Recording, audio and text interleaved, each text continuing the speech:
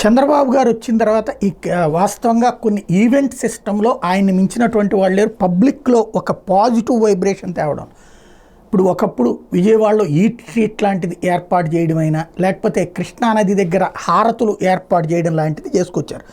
అట్లాగే వివిధ ఏదో ఒక రకమైనటువంటి ఉత్సవాలు జరుగుతూ ఉండే, ఒక సంబరం నడుస్తూ ఉండేది. జగన్మోహన్ రెడ్డి వచ్చాక అసలు అది పట్టించుకున్నటువంటి పాపాన పోలేదు, అది మాకు సంబంధం లేదన్నటువంటి కోణంలోనే సాగింది.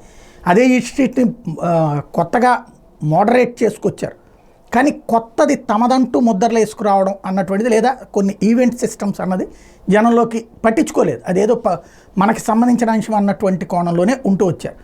అయితే చంద్రబాబు గారు ఇప్పుడు తాజాగా వచ్చాక ఒకటి మొన్న డ్రోన్ ఫెస్టివల్ కృష్ణానది ఒడ్డునే జరిగింది.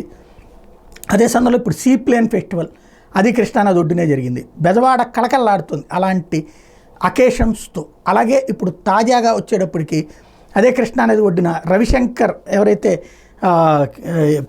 పండిట్ రవిశంకర్ ఉన్నారో ఆయనకి సంబంధించినటువంటి కార్యక్రమం ఒకటి, ఇవాళ ఆర్ట్ ఆఫ్ లివింగ్కి సంబంధించినటువంటి మహాసత్సంగం కార్యక్రమం కూడా అదే కృష్ణానది ఒడ్డున జరుగుతుంది. అది భారీ ఎత్తున జరుగుతుంది. తద్వారా ఆ ప్లేసు వాస్తవంగా అదేదో గాలికి తిరిగే వాళ్ళ ప్లేసు, లేకపోతే మన దాన్ని ఏమంటారు మలమూత్ర విసర్జన ప్లేస్ లాగా కాకుండా కాస్త ఒక సిస్టమ్ వైపుకి తీసుకెళ్తున్నారు.